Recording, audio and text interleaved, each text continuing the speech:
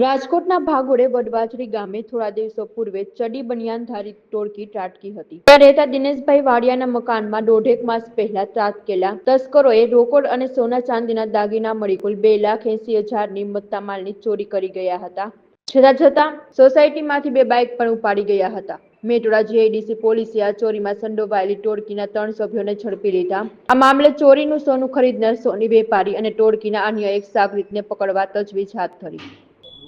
તારીખ 9/7/2025 રોજ Metoda GIDC police station વિસ્તારમાં જિજ્ઞેશ પાર્ક ખાતે દિનેશભાઈ પ્રેમજીભાઈ વાડિયાના મકાનમાં ઘરફોડ ચોરી થયેલી હતી, જેમાં 1 લાખ રૂપિયા રોકડા, સોના ચાંદીના દાગીના અને એક મોબાઈલ મળીને 2,80,000ની ચોરી હતી. અને ચોર જાતી વખતે 2 સ્પ્લેન્ડર મોટરસાઇકલની પણ ચોરી કરી હતી.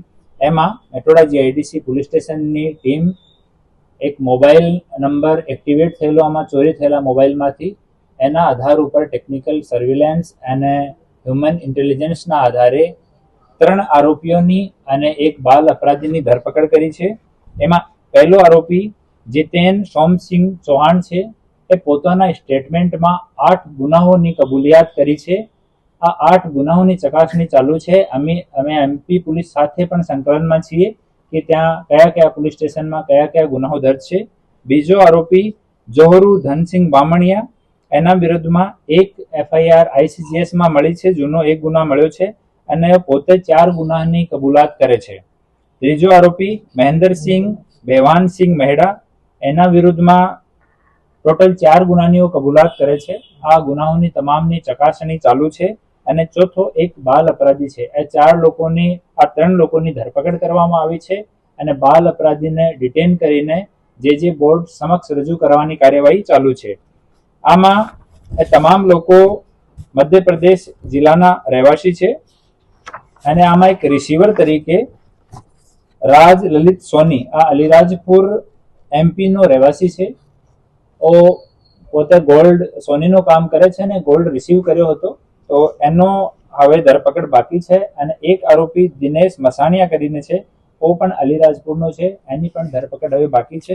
આ પર એલસીબીની ટીમ અને પોલીસ સ્ટેશનની ટીમ કામ કરી રહી છે. એ લોકો આમાં એક જો માણસ છે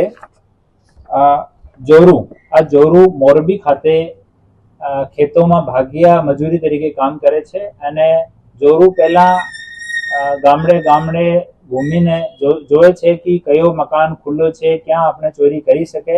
એના પછી આ જોરુ ફોન કરીને જીતેનને, મહેન્દ્રસિંહને અને આ બાળ અપરાધીને, આ ત્રણને અહીંયા ઇન્વાઇટ કર્યા હતા અને એ લોકો ચોરીની મોટરસાઇકલનો યુઝ કરે છે. અને ચોરી કર્યા પછી પણ જે મોટરસાઇકલ કોઈ મળી જાય, જેમ કે સ્પ્લેન્ડર સાઇન, જો ઇઝીલી આનો ચોરી થઈ શકે એવી મોટરસાઇકલને ટાર્ગેટ કરીને ત્યાંથી ફરાર થઈ જાય છે.